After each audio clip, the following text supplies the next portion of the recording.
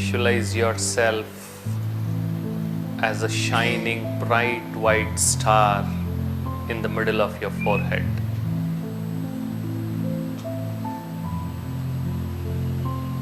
A shining bright white star in the middle of your forehead that is spreading white rays of peace and relaxation to all parts of your body.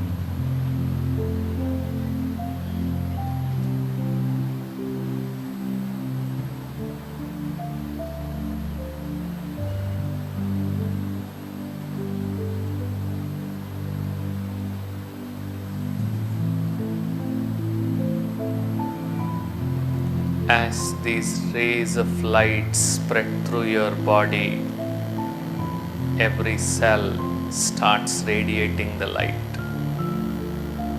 Now you have become a being of light.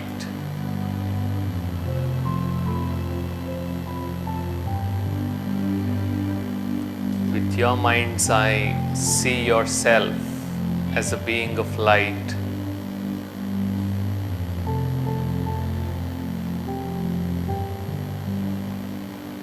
And experience the peace. I am peaceful.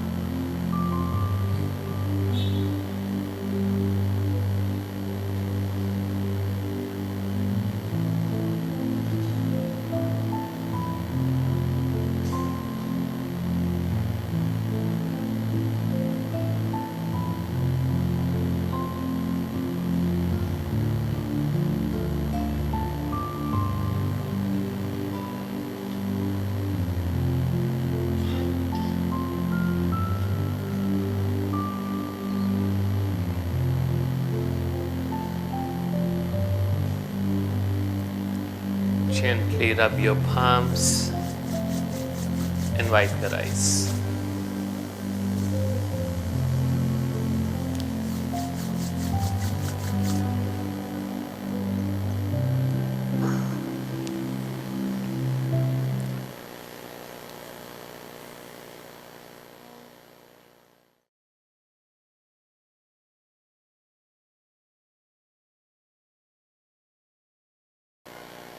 How do you feel now? You feel better? Feel relaxed? So as I was saying yesterday, this is one of the simplest exercises that you can start doing from today. At the beginning of your day, when you sit in front of your desk, don't just bang your keyboard.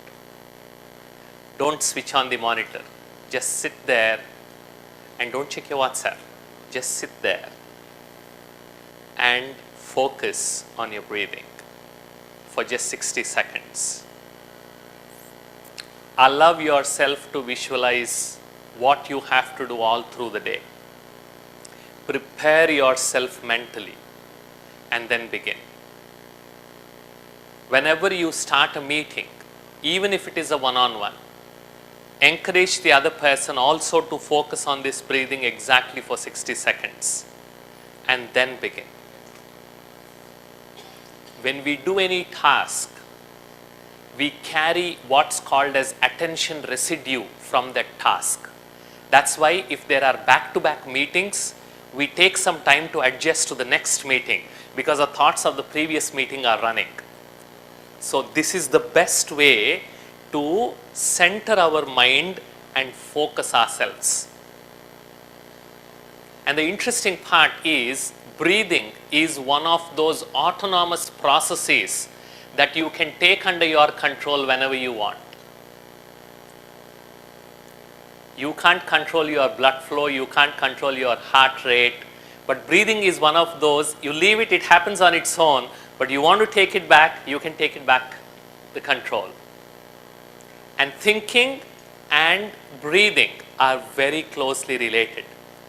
That's why in Sanskrit we call breathing as prana, that which actually gives the life. when you consciously breathe slow, you also think slow. When you are anxious, when you are afraid, what happens to your thoughts? They increase or decrease? They increase. When you are happy, when you are relaxed like this, what happens to your thoughts? They slow down and they decrease. The same thing you can achieve, even if it is temporarily, through your breathing. It's such a simple exercise. And yes, if you are coming from the organization, as Sister Bindu was talking about yesterday, which is secular, so there is no religion in this practice, it's pretty secular, you can sit and then practice this and teach even your CEO. Okay, and we would love to hear your experiences once you start implementing this. We have started implementing this at Seer Software, the company I work for, and we started seeing some good results. Okay, good. So what we will do over the next 75 to 80 minutes is we'll try to explore what that box is. And we often hear this cliche, sorry for using it again here, thinking outside the box. At times some of us might have got irritated when the boss comes and says, think outside the box, man, without telling us what the box is. Okay, so today we will explore that. And this is what is the inspiration for this session. We can't solve problems by using the same kind of thinking we used when we created them. What Ashaban was saying yesterday, you keep thinking the same way, then you keep doing the same thing, and then you expect something different. So that's a very nice definition of insanity. You keep doing the same, you keep thinking the same, doing the same, and then expect something different. Won't happen. You will get the same thing. So how do we start rethinking, and what is that box? We will explore that today in a little more detail.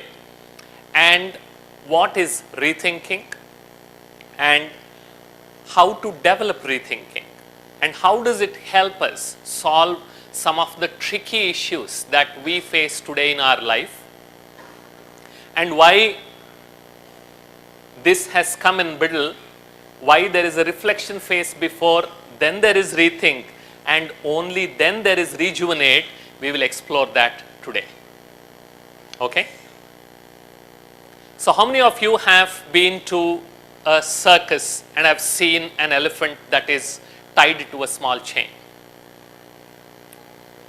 Good, almost all of you, yeah?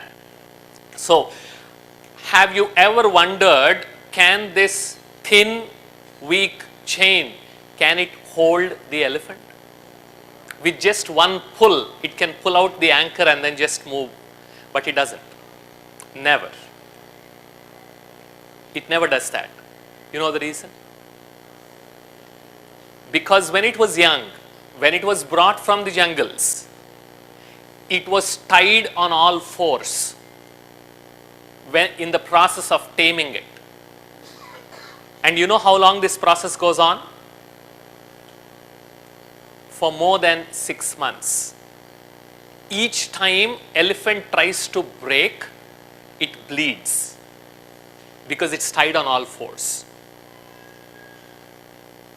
And after hundreds of tries, at one stage, it gives up.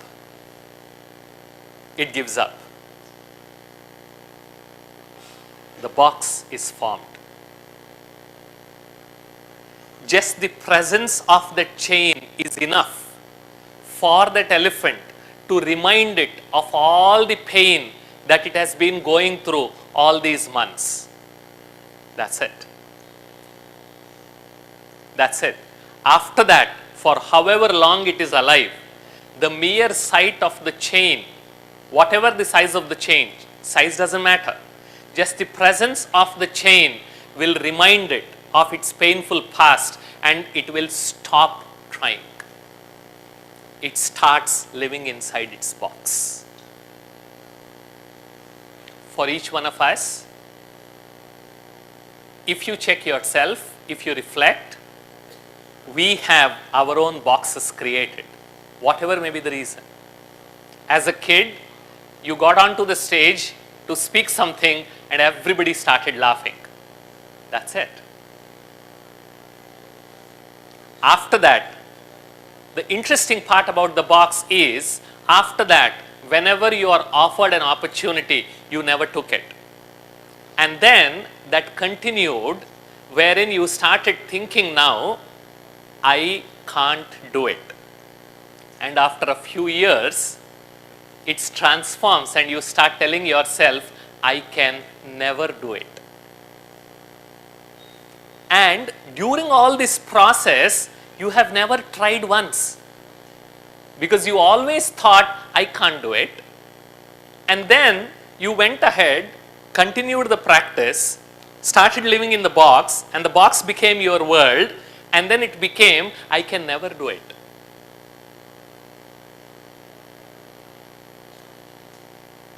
Yeah? That's what, that set of limiting beliefs that we create for ourselves, whatever may be the experience, is what we call as the box.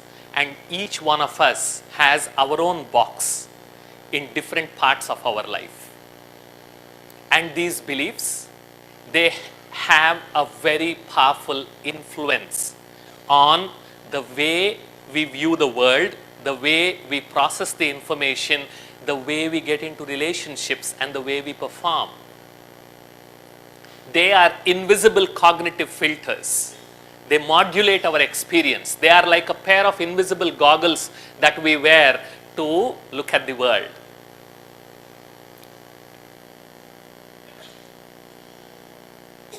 We see the results, we see the behaviors, and the results out of those behaviors. These are visible. But what is it that is driving these is always below the consciousness. How we feel and what we think are based on what we believe. And most of us, we are not aware of those beliefs. That's what makes them so powerful. What is a belief?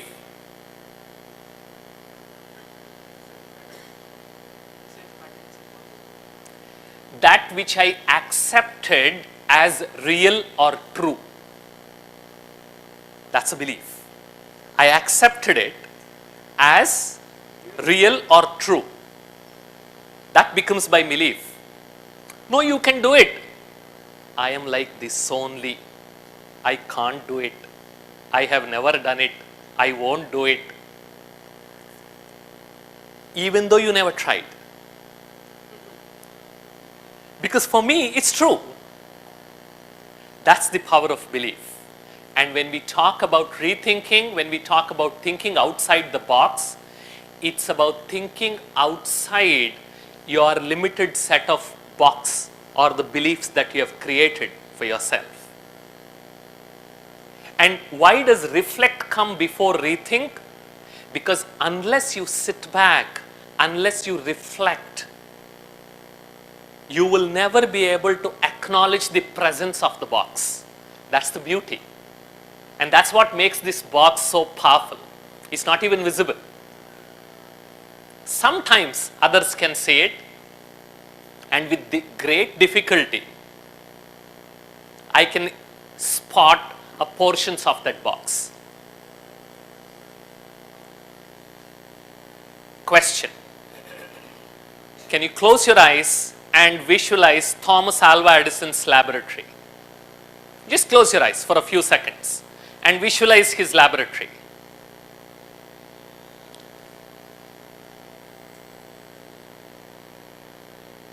With all the details, whatever details you want to. Because I'm going to ask you what you have seen whenever you have seen Thomas Alva Edison's laboratory.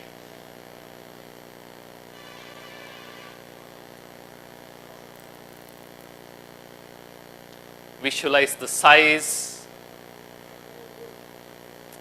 the lighting, the location, his own attire, as many details as possible. Okay, gently open your eyes. Go ahead, tell me, what did you see?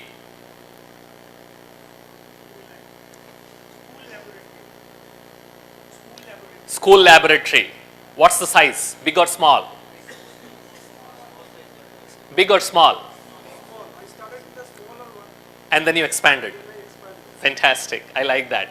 So it's a smaller one that got expanded to big. What else? Was it clean or not? Not clean. What was there on the floor and around the laboratory?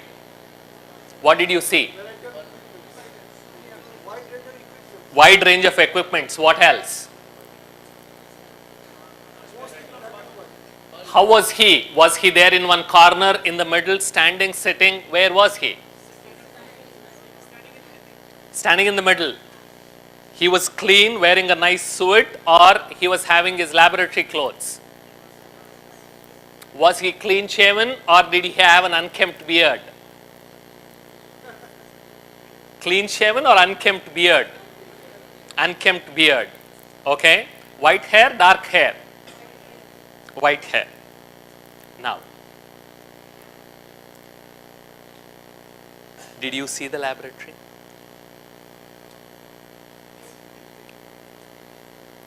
Did you see it in reality? Because every single thing that you have mentioned, sorry about that, is wrong. He was more of an entrepreneur scientist. He had tens of these engineers and workers working for him. He would come up with the idea and they would do the rest of the experiments. He would guide them. He was more like a CEO. In today's corner office that we see. So when you look at his lab, if you can search on Wikipedia, I don't have the picture, you can see how clean, neat and well organized his lab is. It's still there. They have created a replica of it in Menlo Park, California. As soon as I asked you to visualize, you started visualizing and then you started giving the details. Fantastic. Not one said, Bala, I haven't seen Edison's laboratory, so I don't know. So when I do this, you're not alone. We are all in the same boat, so don't worry. Okay? And what made you give the details as if you saw the laboratory? Your past experience created a belief inside you that this is how a scientist would look like. This is how a lab should be. And then when a new situation came in of Thomas Alva Edison's laboratory, you imposed your old beliefs onto the new one with this belief, with this conviction that yes, ye aisa hi hoga, ya aisa hi hua hoga. And then with that confidence, you started sharing, it's a small one, it's an unkempt beard, everything thrown all over the place, it's a dark room, it's big one, you're not alone. Interestingly, when I do these sessions in different parts of India and the world, the responses I get are almost similar. Okay? So this is one of the very simple and classic examples of how our beliefs impact the way we view the world. When a simple belief of how a scientist looks and what should a laboratory be can be imposed on something that you have never seen and confidently speak about it in front of hundreds, imagine how many more such silent judgments we should be making about people, about yourself, about your work, about your family, about your relationships, and then thinking, I'm right. It's so natural. That's the power of belief. And when we talk about rethinking, it is becoming aware of those limiting beliefs. And in that space of reflection, move away from that. Because it's just a belief you created, you can change it. And these beliefs work at the organizational level. If CEO believes something, that is what he would want to have the whole organization run as. And how do these beliefs impact our responses or our reactions in any situation? Whenever a situation comes, we think, hopefully, and most of the times we react. So what we will learn today is, we'll just change this a little bit.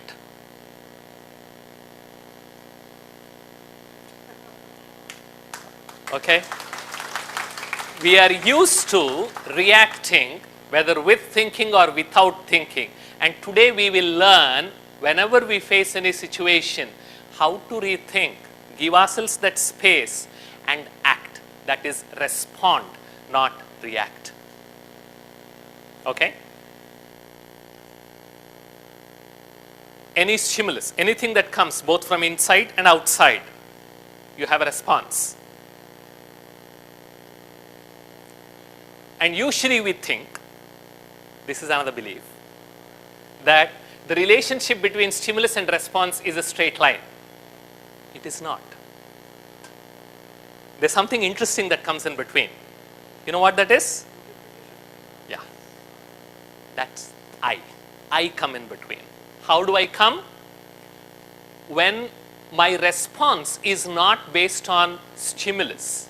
My response is based on, this is the psychological mumbo jumbo, so don't worry about it. Interpretation is called as cognitive appraisal. How do you interpret a given stimulus is what cognition is thinking. Appraise is how you understand it. So how you interpret the stimulus is what gives rise to your response, and not the response alone. Let me give you an example. I have a classmate who works in Canada. He lives there now. So when he moved first from Hyderabad to Toronto, he was working, he was employed with Honda. And after 6 months, one fine Friday, his boss calls him around 4:30 p.m. and then says, "Thank you very much, you don't have to come to office from Monday." He didn't understand. He said, "What do you mean?" "I mean, you're fired." So he came home, he just couldn't understand what that meant. Because in India, like my father, he worked in the same company for 35 years.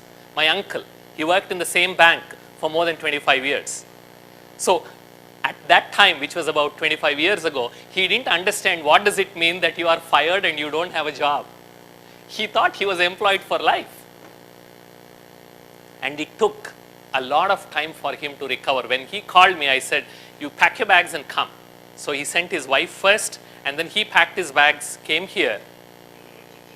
I said, "Let's spend some time with your family." And the families that we have, they are the best psychological shock absorbers we have. So he came back, spent a month, recovered, and then went back with this confidence that the world doesn't end when somebody says you're fired, and you can restart. So he started again, and this time he got employed with Toyota. He worked for another 1.5 years. Then this time his boss called him and said, Friday afternoon, 4:30. So manager was hesitating. Then this fellow said, "Are you firing me?" Manager said, yeah, you see, it's okay, don't worry. I understand. Okay, give me the papers. He signed and walked out. And this time, he started his own consultancy. Problem solved. Exactly the same stimulus, but the response is dependent on how he interpreted that. And for each one of us, it's exactly the same thing. My response depends on how the source of arousal is cognitively appraised. In simple terms, in any situation, there are facts. Yes or no? There are facts in the situation. Then there is a story I tell myself about those facts. Very colorful story. IMAX sometimes. My response depends on the story I tell myself, not on the facts. Every single time.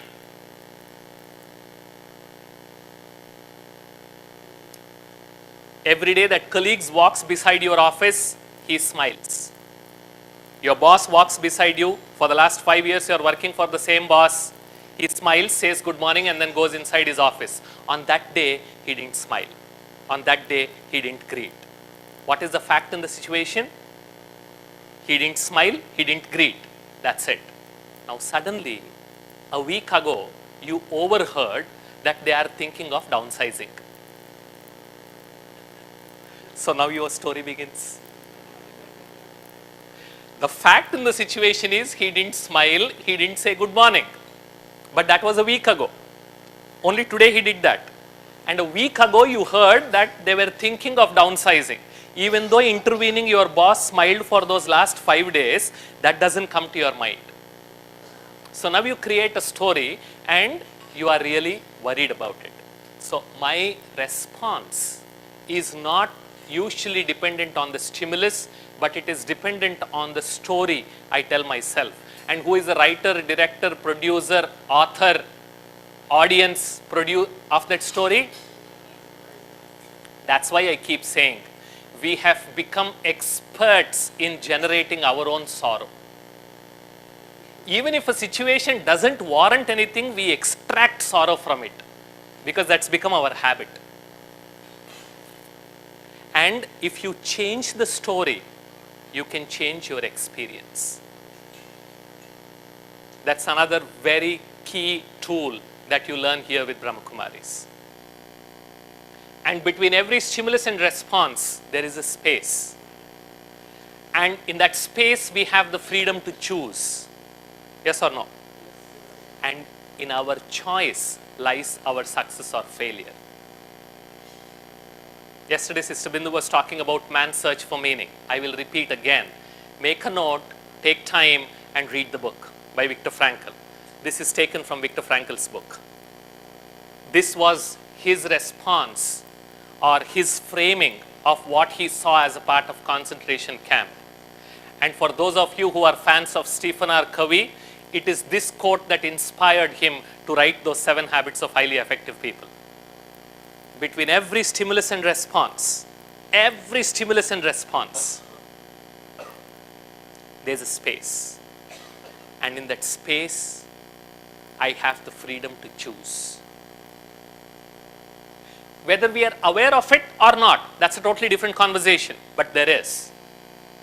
And what we need to do in that space is to rethink before we choose our response. That's where rethinking comes. That's where, in that space, that's where this reflection comes. That step of reflection is what helps you create that space. And in that space, when you start rethinking, you can respond and not react. And what does rethinking do? When we start rethinking, what actually happens inside our mind? Let's watch a small clip. Watch carefully.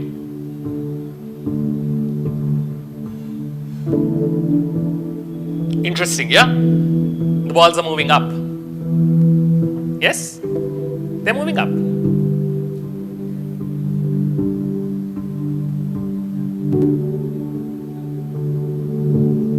Now I think you have become more intelligent, so you're reserving your answer. But see that. What we saw as moving up, what actually it is.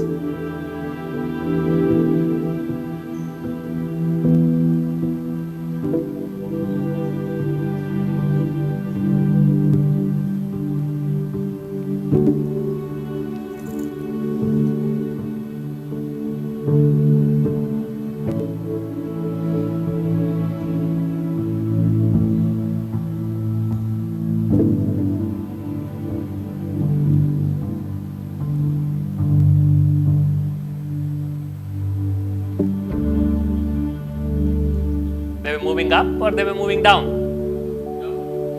But when we saw, what did we see in the beginning?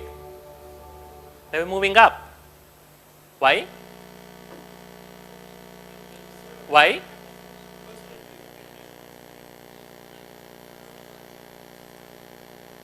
My perception is my reality, irrespective of the reality. My experience is what is true to me, irrespective of what the reality out there is. The reality out there was different, but I was perceiving the reality as if the balls were moving up. And for me, that's reality. And my perception, towards the end, it changed. Initially, balls were moving up. And towards the end of a minute and a half, the balls were actually moving down. My perception changed. But what made my perception change? My perspective. My perception is my reality, irrespective of the reality. And my perception depends on my perspective. Can I change my perspective or not? Now, this is one of the most beautiful things I learned here at Brahma Kumaris 25 years ago. And that's what inspired me to continue with them. Each one of us is far more powerful than we think we are. We have the capability to change our perspective and thus change our perception and thus change our life itself. It depends on whether you acknowledge it or not. My perception is governed by my perspective. And what does rethinking do? It changes my perspective. Now you go back. When my perspective changes, my perception changes. When my perception changes, my experience changes. When my experience changes, my whole relationship with the world changes, which is what we are all interested in. And all through this process, I haven't talked about changing the reality at all. That's the most beautiful thing. Can I change reality? Can I change you? Can I change my spouse? Can I change my mother-in-law? So now you check yourself where the effort is going. This is what I am powerful, and this is the only thing I can do if I want to, because reality will always be what reality is. What do you see? Go ahead. There's no trick, come on, yeah. You're seeing a beak, yes. What is this? Okay, this is tortoise, given. What are these? Birds, what is this? What is this? What are these? And this is bird. Yes? This is a bird. That's what we are seeing. We are seeing a bird, a beak, couple of legs, grass, and then some birds and some water. That's all you're seeing.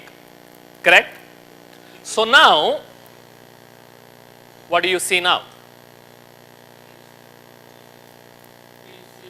There's a fish. Yes. And there is a boat. There's one more person now. And what is this now? Island. And these are more ships out there in the distance, and this became your horizon. Okay?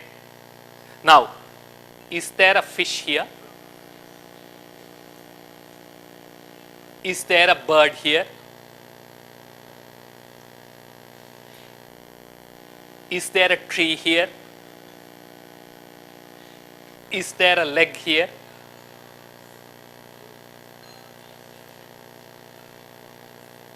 What you see, the answers for all those questions is yes and no. It is yes and no.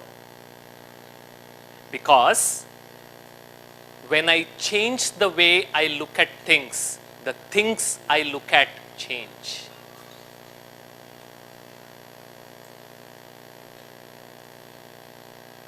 Pictures are exactly the same. I only changed the way I looked at it. I just turned it 90 degrees, upside down, 180. Okay? And then you started seeing something else. And this is another key lesson that you learn here at Brahmakumaris. Another lesson for rethinking. When you change the way you look at things, the things you look at change. When you start looking at yourself as this body, then you will start looking yourself as a bag of weaknesses. When you start looking at yourself as a soul, you will start looking at different things. When you change the way you look at things, the things you look at change. Suddenly, you are the same person, but what you go looking for changes. But every situation is not black and white like this. Every situation is not black and white. You turn around and you see the different view. Sometimes it is very tricky situation. Your name, sir? Where both the sides will look the same way. Your name, sir? Anil Saxena. Anil Saxena. That's why, Mr. Anil Saxena, you are here at Brahmakumaris. I never said it's easy. Did I say that? I've been speaking for last half an hour. Did I say it's easy?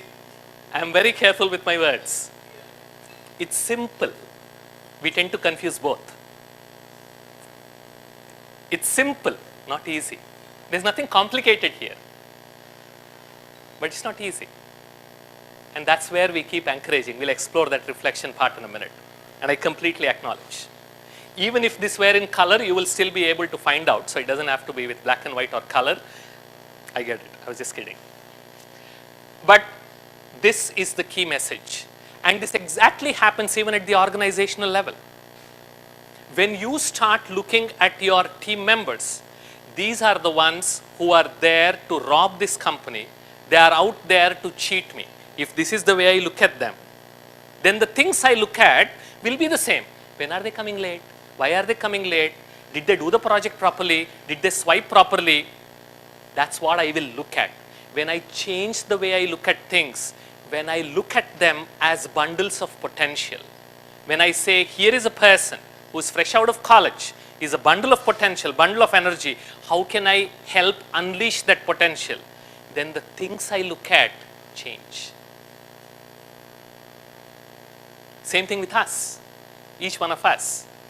When the way I look at myself changes, the things I look in myself also change. And I'll share some tools for rethinking.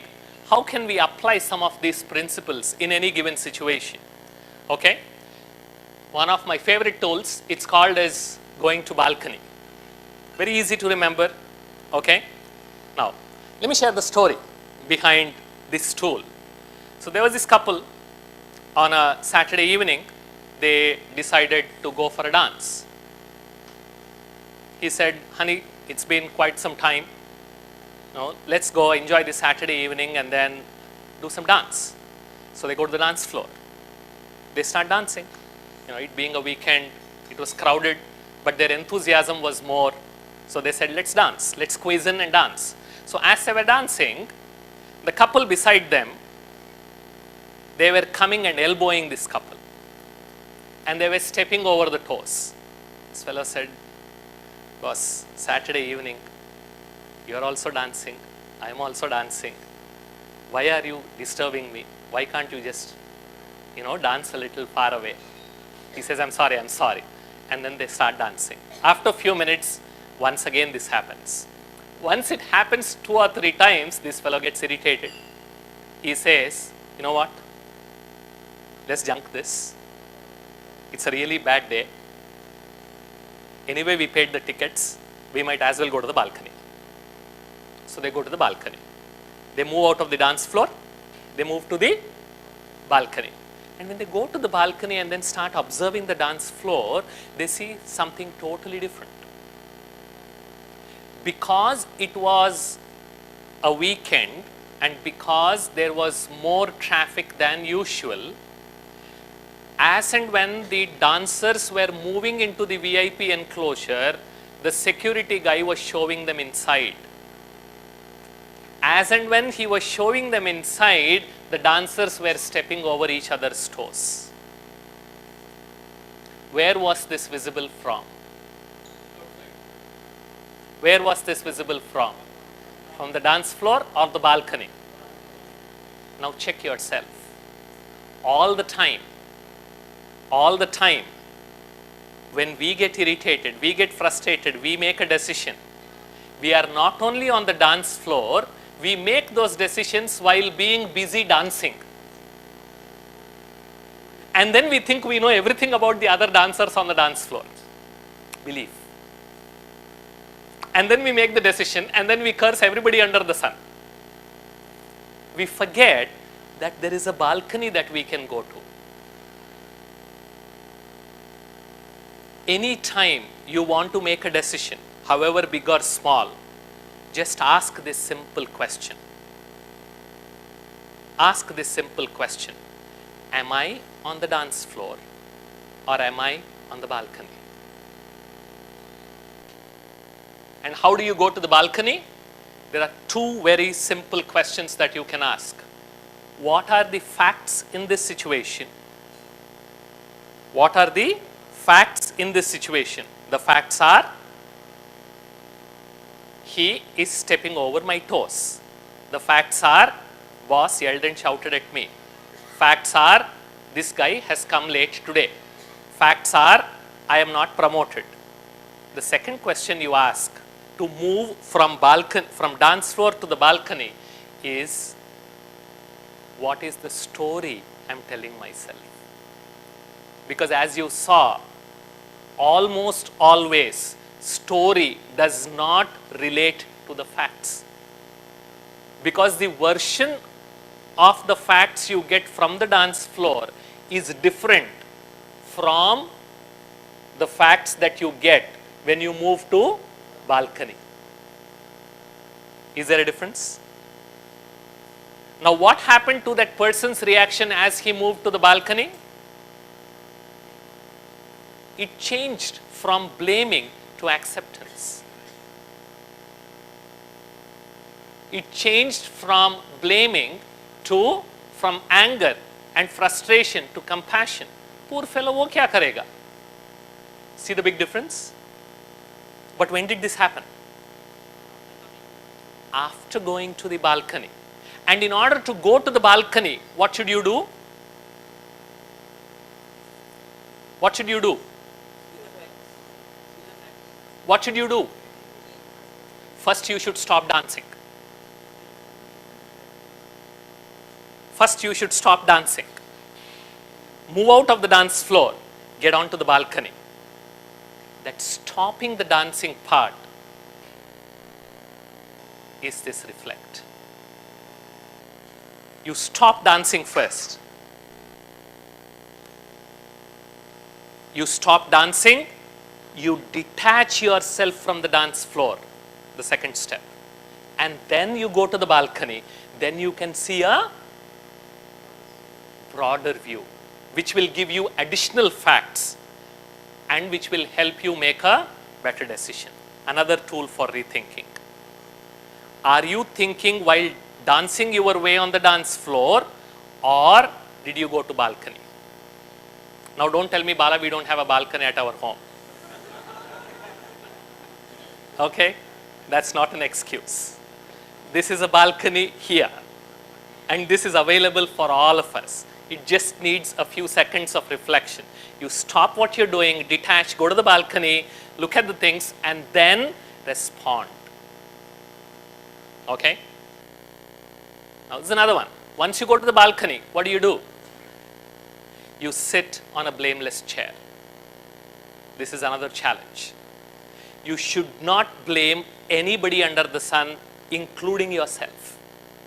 And then try to think about a solution and see what kind of creative solution comes. Blaming is easy. Blaming is a form of laziness. You blame on something, then you are done with your responsibility. You don't have to do anything about it because it was somebody else's problem. But if you consider this principle of sitting on a blameless chair, what happens? Not just thinking, you should rethink, reassess the whole facts and the story you're telling yourself so that you can come up with a solution which is not based on blame. An edifice that is based on weakness or negative thoughts will never sustain, will never stand. Any structure that you build on something negative, however huge it is, will collapse. And blame is negative or positive? And when you stop blaming and then you try to solve the problem, what happens to the people involved? You start developing better relationships. Now the third one, okay? What is real? There's a 19-inch screen there and there is a 6-foot screen here. Which one is real?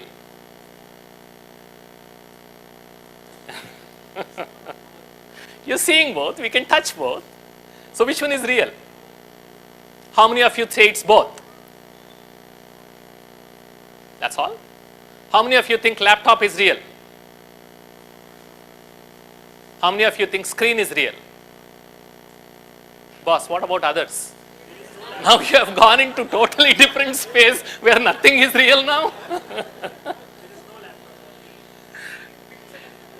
Both are real.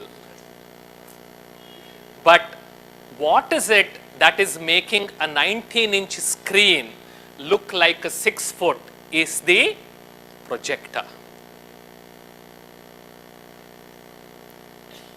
Is the projector. The problems that we face more than 99.9% of the times are only 19 inches. Because by default our projector is on and we are only looking at the screen, they appear 6 feet. They are not. Switch off your projector, then you will see the problem for what it is, just 19 inches. Or sometimes even 12 inches. Okay? So you move to the balcony, you sit on a blameless chair, switch off your projector. Switch it off. And without becoming aware, all of us, all our projectors by default are on. Yes or no? It takes effort, it takes reflection to be able to switch that projector off. Then you can see the problem. The worst kind of question which generates unnecessary anxiety for all of us is, kal kya hoga? Mera kya hoga? Yesterday we discussed, remember? Jahan bhi buddhi ka fera hai, wahan mera hai. So remove that mera, switch off that projector. Nothing is going to happen, everything will be fine, just relax. And then look at the situation, it becomes much easier to handle. A 12-inch problem is easier to solve or a 6-foot problem is easier to solve? 12-inch. And when does a 6-foot problem become a 12-inch problem? You're not changing anything, you're just switching off the projector. That's it. Now that's another tool. Now this is another tool for rethinking. We go all over the place. Even for strangers, we gift our remote and say, "Bhai ye daba, main nachungi." You press, I will dance. So the guy who is going on the street, who overtakes your car, he press your remote. The worker woman at home, she comes a little late, she knows. Chalo dabao. Now you see the movie. So we are very, very generous with our remotes. Even for strangers, we go and gift one. You press, I will dance. Reclaim your remote. Take it back. Don't be so generous. Don't allow others to press your buttons. Okay? You switch off the projector, you reclaim your remote. And remember these 3 principles of surfing. You know about surfing? What they do on the waves. They surf the waves. There's a difference between swimming and surfing. In swimming, where do you do the swimming? Usually in a pool, where the water is still. And then you try to control. Surfing, can it happen that way? Can you use the same principles? No, you can't. A surfer, if he wants to enjoy the surfing, all the surfers in the world, they remember three principles which are useful for all of us. One, the first principle which the surfer is aware of is, I cannot control the ocean. I cannot control the ocean. That's the first principle. The second principle which every surfer is aware of, the wave that goes up comes down. Second principle. Okay? Because have you ever seen any surfer who's just rode a wave and then he came down and started crying, "Mera wave chala gaya, chala gaya"? Will he able to enjoy the surfing? Will he able to enjoy the surfing? Because he remembers the third principle. There's always another wave. There's always another wave. And he prepares himself. He doesn't control. He senses and prepares himself so that the wave takes him up. Because he can't control. That's when a surfer will enjoy surfing. Now, if each one of us is a surfer in the ocean of our life, can we apply the same principles to our life? I cannot control the ocean. The wave that goes up will come down. And the third most important thing, there's always another wave. Don't get disheartened. There's always another wave, because that's what the ocean is meant for.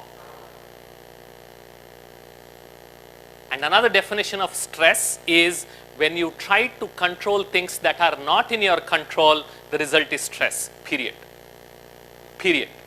There's nothing, no more to any of your stress management stuff. When you try to control things that are not in your control, the result is stress. I'm not saying you should not try to influence. I'm only saying give up this desire to control. You can't control. Because surfer will sit and cry if he tries to control ocean. You know ocean, I can surf only about 10 foot, so your next wave should be only 10 feet. Is that okay? Will the ocean listen? Now ask yourself, how many times we do that? When we expect things from the others so that I can be happy. Can you control the ocean? Can you control the waves? Can you control the size? Can you control the disturbance? And when I expect, when I beg others, I become what? I become a bhikhari. And who is the other person whom I am trying to beg? Bhai zara pyar de de, zara shakti de de, zara peace de de. She has to love me, he has to love me, they have to recognize me. What am I doing? And what are they doing? Very interesting. They are also doing the same thing. And can you believe, एक भिखारी दूसरे भिखारी को कभी शाहूकार बना सकता है? एक भिखारी दूसरे भिखारी को कभी शाहूकार बना सकता है? Now, you are also asking, they are also asking, now you see the amount of sorrow in the world. Why there is so much of unhappiness? When they have stones and you are expecting flowers. When they have stones, what will they give you? And you will get disappointed. Now, another principle of rethinking, and these are all the things for, we encourage you to sit and reflect. My disappointment is proportional to the square of my expectations. That's a simple principle that helped me in my life. My disappointment is proportional to the square of my expectations. And the closer you are in the relationship, that square can become cube or to the power of 4 also. So if you want to reduce your disappointment, the easiest thing is reduce your expectation. Observe the ocean and time your position so that the wave will carry. Don't wait to control the wave or dictate the wave, because ocean is not going to listen to you. Let's be humble. And that ocean can be your kid also. Anything outside me is ocean. Let's respect that, because ocean will run on its own. It will not listen. Even if it listens, that listening will only be temporary. Okay? So what happens inside our brain when we move from this reactionary thinking to rethinking? When we are calm, when we are relaxed, the frontal part of the brain, that is this part of the brain, is in control, like what we are now. When we become emotional, when we start reacting, there's this part of the brain called amygdala, the emotional center. When it flares up, this is what happens. Practically, there is no control from the thinking brain. That's why when emotions take over, when you get stressed, when you are angry, when you are jealous, when you are really sad, when you are really afraid of something, can you think clearly? Because there is no prefrontal regulation. What we knew as insights, now science is coming back and then telling us, this is exactly what's happening inside the brain. A stressed brain is a weak brain, because you cannot make decisions, because the neural real estate that is required to make an optimal decision is absent. When you are relaxed, when you are non-stressed, the neural real estate is available. That is the reason why I was suggesting that you take this 1-minute meditation before you start doing any significant activity, because you switch from this state to this state. Okay? And that's why the age-old wisdom, that's why it is said, do not promise when you are happy, do not decide when you are sad, and do not reply when you are angry.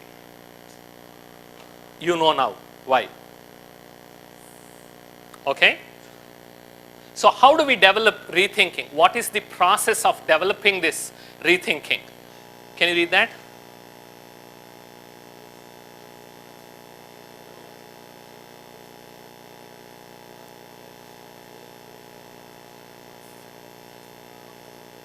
Try this.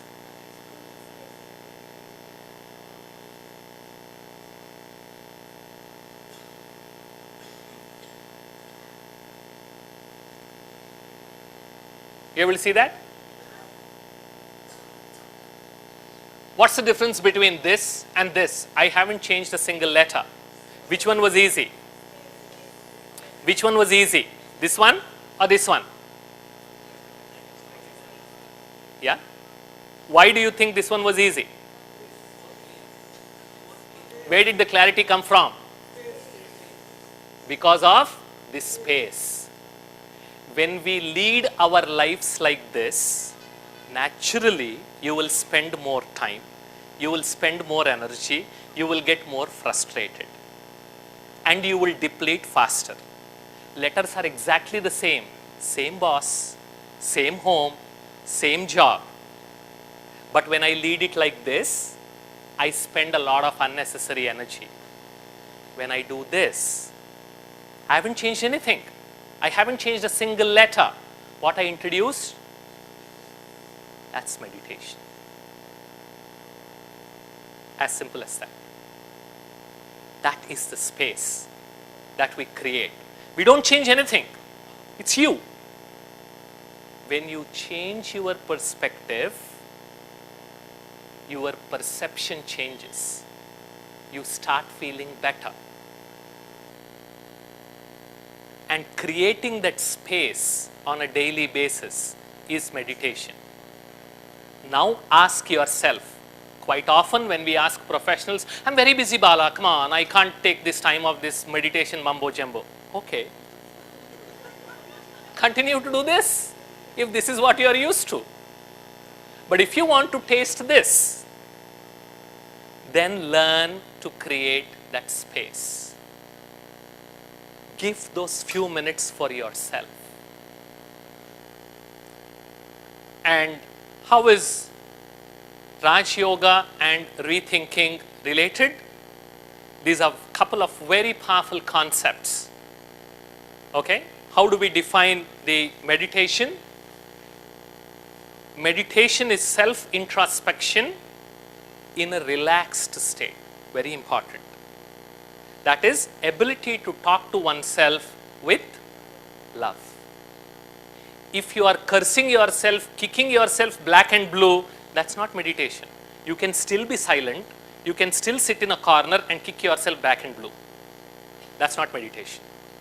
Meditation means talking to yourself with lot of love and in a relaxed state. If we just sit like that, we will naturally get waste or negative thoughts. But meditation is conscious generation of positive, uplifting and elevated thoughts. What you experienced yesterday when Arunaben asked us to move around and generate these thoughts that I am a lighthouse. I am peaceful. So these are positive, uplifting and elevated thoughts. So when we make those thoughts consciously, that process is meditation. It's dwelling upon the nature of divine and it is practice of soul consciousness. We'll discuss that in next few seconds. And meditation is understanding one's own spiritual identity. So whatever works, you can pick your definition of meditation. And as a part of Raj Yoga, we learn two very, very important concepts. We started with belief. What Raj Yoga provides is a very powerful system of alternate beliefs. Until now, I believed that I am a body. Yes?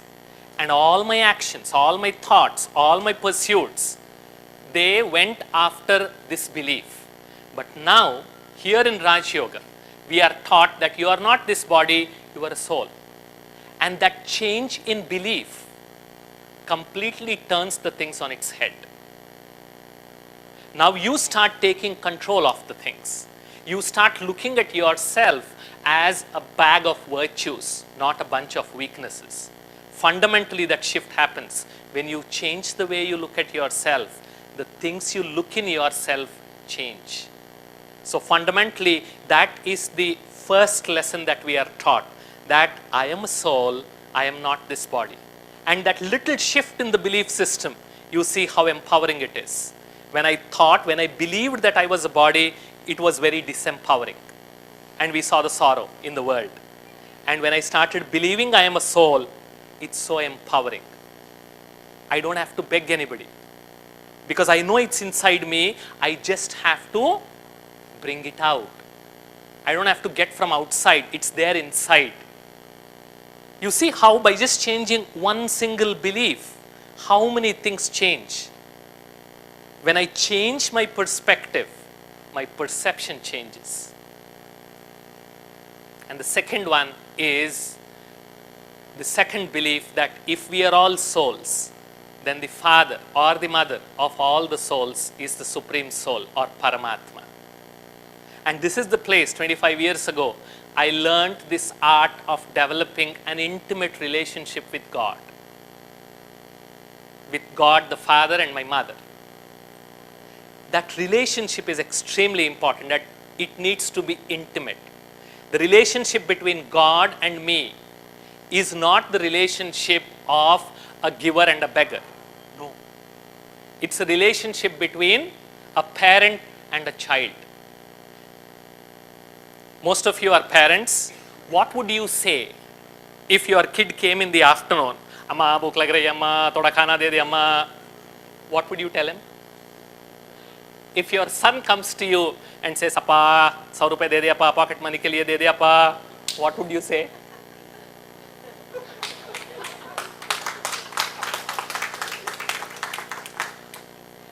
That's the difference I learned here. अधिकार से ले लो बच्चे, ये तुम्हारा है, ये तुम्हारे लिए है.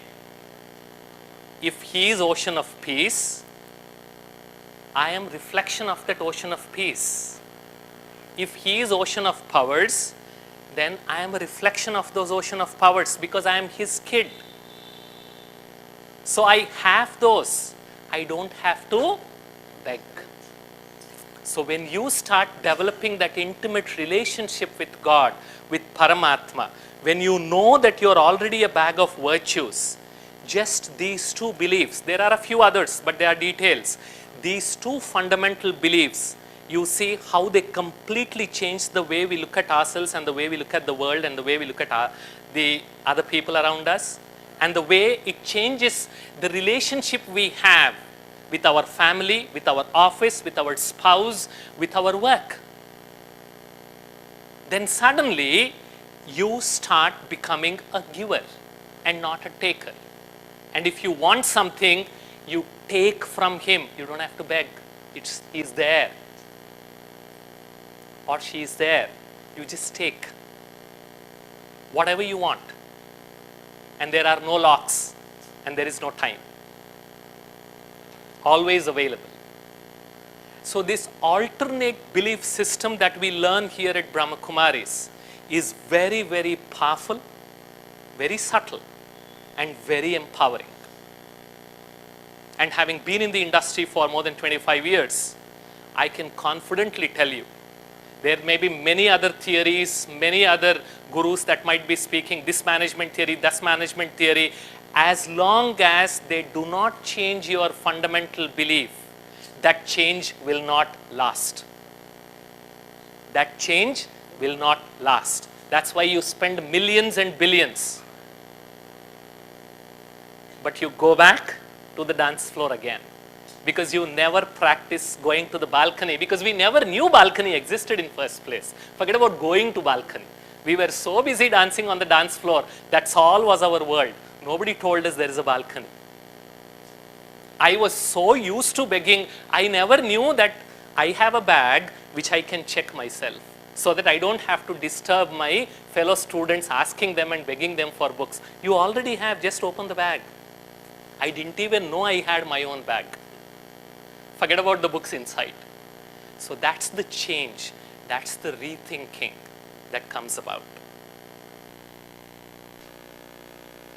So at the root is what I as a soul am, which is endowed with all these qualities: love, peace, bliss, contentment, knowledge, happiness, power, and purity.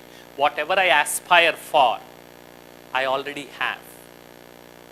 That which is not mine, I will not look forward to. Because they are already inside, I yearn for those. And when these are put in action, generosity, respect for people and planet, collaboration, honesty, integrity, transparency, cooperation, these are the things that result in my actions. And what is the result of those actions? Fearlessness, prosperity, peace, happiness, harmony, universal brotherhood, equality, and self-confidence. And where is the seed? Where is the seed? It's below the ground or above the ground? That's the key. It's not visible. We are trying to change this, forgetting this. पत्ते पत्ते को पानी देने जाओगे तो पेड़ सूख जाएगी. That's what we are trying to do. We are trying to water every leaf. We forgot the seed. You water the seed, the plant will grow automatically. But don't try to water the leaves. That's what we do in our life. We try to impress him, we try to impress her, we try to impress that person. We forget about who I am. When I develop that self-love, when I develop that self-compassion, when I develop that self-respect, what Aruna Ben was saying, I don't have to impress anybody.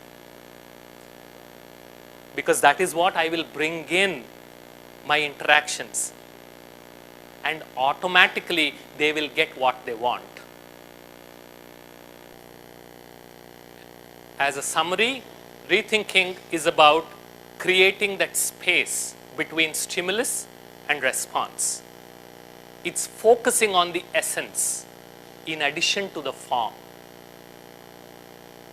This is a thought for reflection. Everything has a form that's visible outside. It also has an essence that's most often not visible.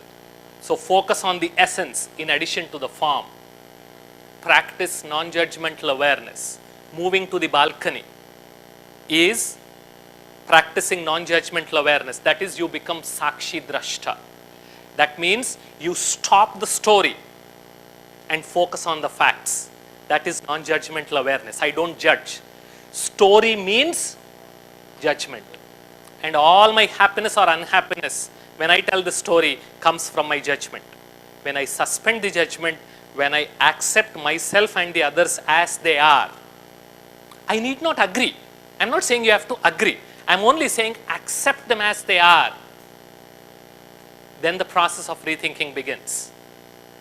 Not losing the forest for the trees, and conscious adoption of spiritual perspective.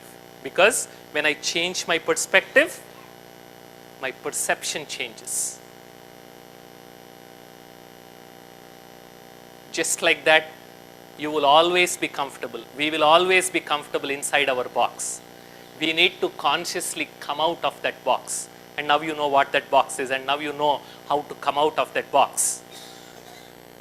And what is the result of rethinking? When we start practicing rethinking, what happens to us? We think less. We think less, yes? Because there is no story now. I'm not creating my own sorrow. You think slow. Because you're focusing on positive qualities, not on negative things around you and inside you. And you think better. When you think less, when you think slow, automatically you start thinking better. And you think light, both literal sense and figurative sense. Because you are a point of light. And the result,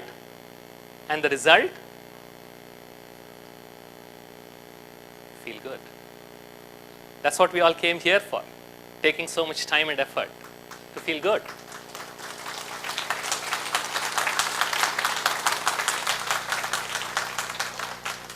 So now organizations have started creating, this is the self-reflection room that's created in Volkswagen Pune on their factory floor to help their employees to go to the balcony. So if you are a CEO, if you are a person of authority who can influence your organization, I would strongly encourage you to start creating such spaces so that you can encourage your employees to sit there, meditate, move to the balcony, spend those couple of minutes and then start their work. And you can start seeing the difference it makes.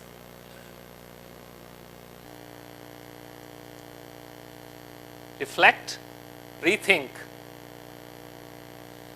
and then rejuvenation already automatically happens. Good. Yes, sir.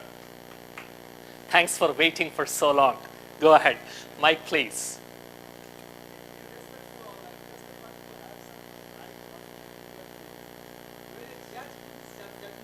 Yes. Yes.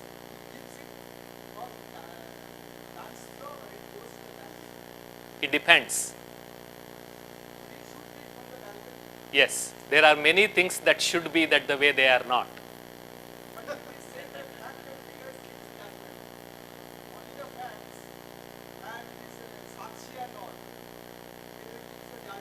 Most often, yes. But they are also human beings. Let's not forget about that. They do make mistakes. If you're interested, I can forward a survey done by Israeli researchers on, depending on the time of the day when the petition comes in front of the judge, either they gave the bail or rejected the bail. It's properly documented. In spite of moving to balcony, there are certain areas which as human beings we tend to commit mistakes where we need to be first be aware. The problem is most of us are not even aware of those things. Yes, most of the times they do move to the balcony, they consider the facts and then they try to give.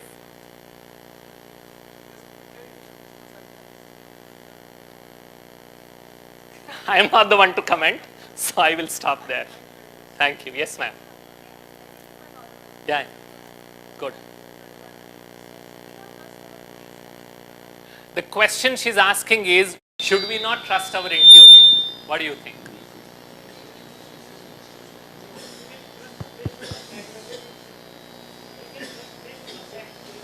You can trust? You can trust over the facts, yes.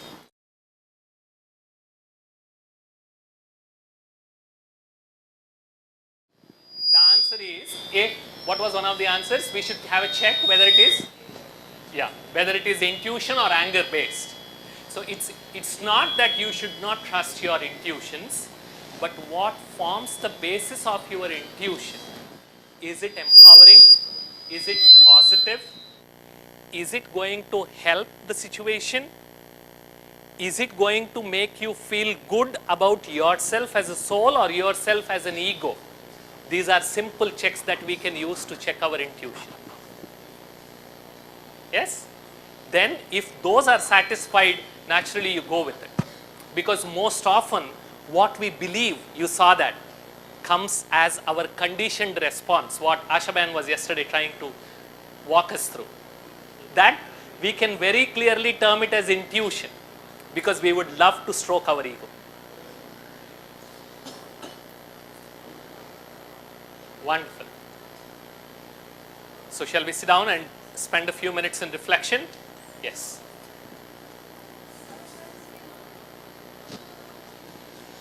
Sometimes rethinking occur in other way also. In the sense, if we're dancing, something happened and we take it easy. Okay, maybe some reason.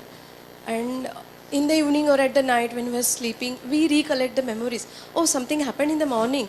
I just took it easy, but it could be the other way. Then I start rethinking and making manipulations of the situation, but in a negative way. It happens. So how to handle such rethinking in other way? Yeah. Very good question, and thanks for asking. Did you hear that question? Good. So whatever labels or titles we choose, they have a very powerful impact. So from here, our request is, when you talk about rethinking, try to map it with something positive. Whenever something negative comes out of your thinking, please label it as overthinking. Don't call it as rethinking.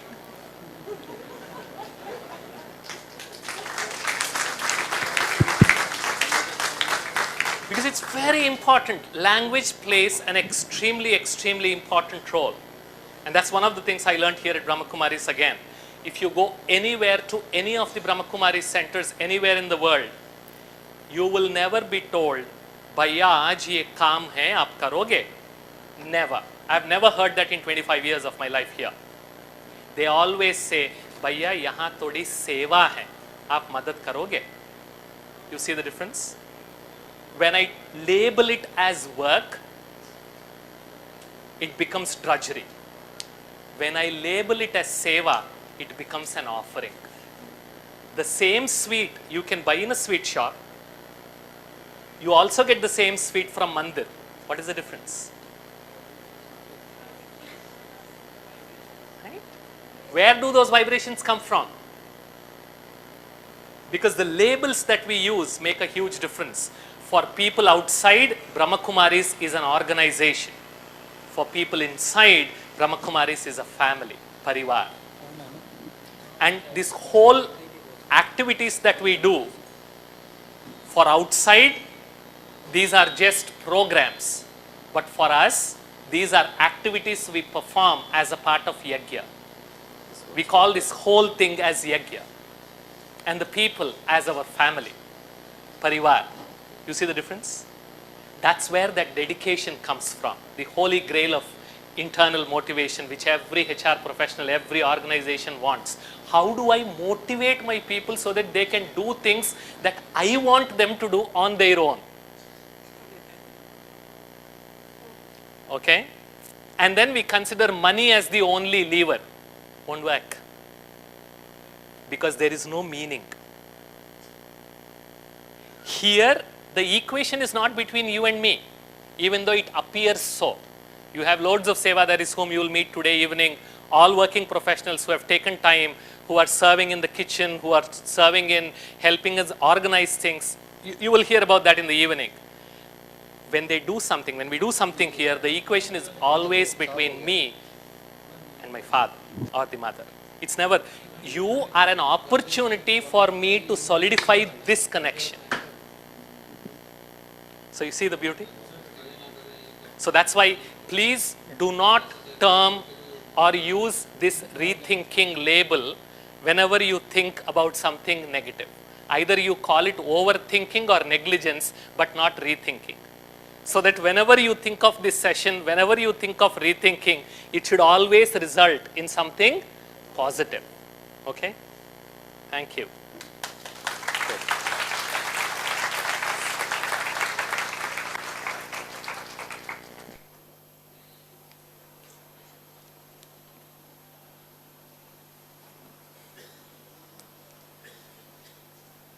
Sit straight.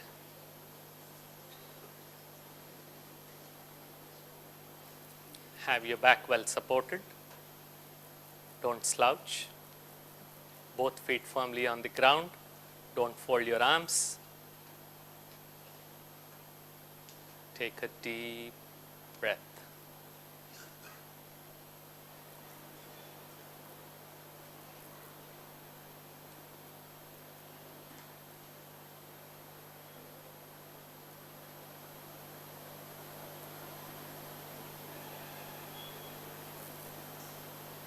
Gently breathe in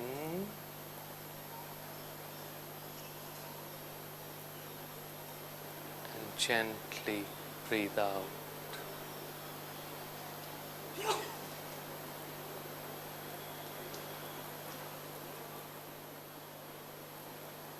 Even if your mind goes elsewhere, acknowledge the thought, ignore it, and bring your attention back to your breathing.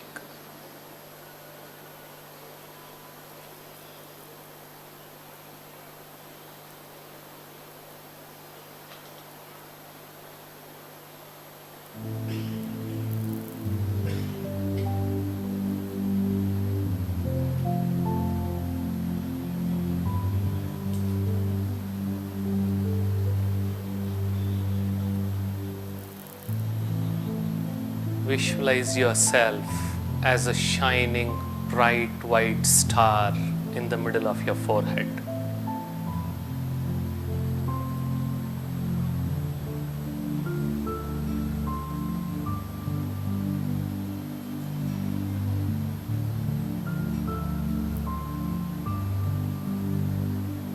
This shining, bright white star is spreading white rays of peace and relaxation to all parts of your body.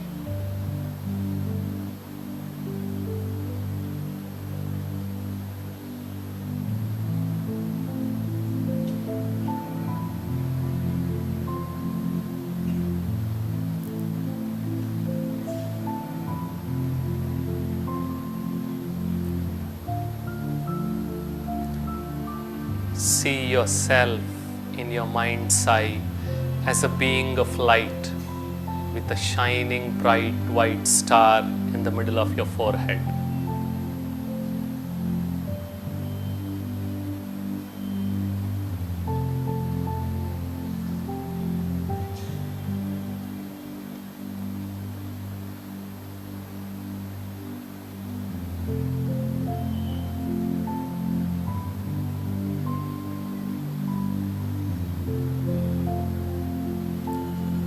As you experience yourself as a being of light, gently make this powerful thought.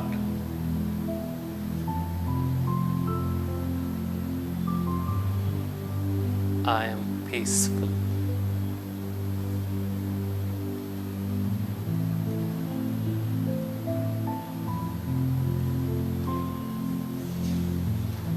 Experience the peace that is inside you.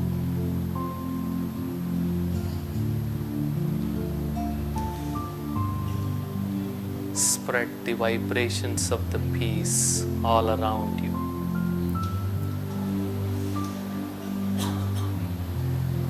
I am peaceful.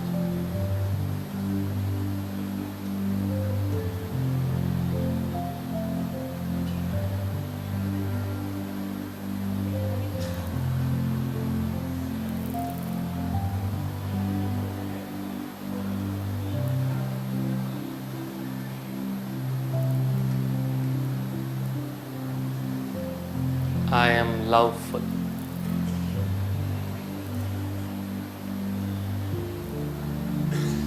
I love myself unconditionally.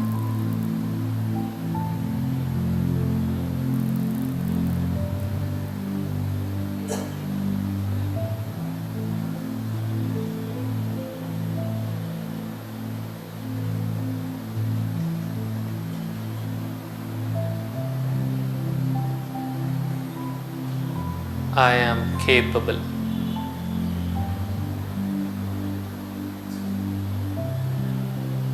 I have all the necessary powers in myself to help me transform positively.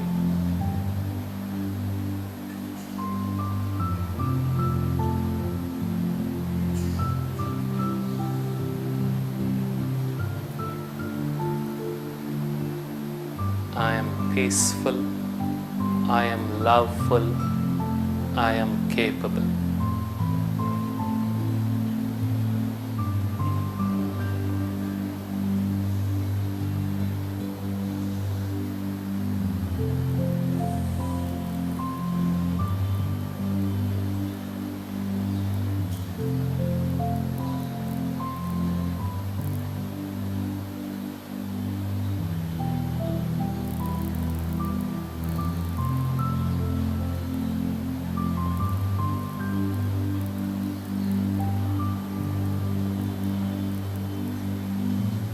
Gently rub your palms and wipe your eyes.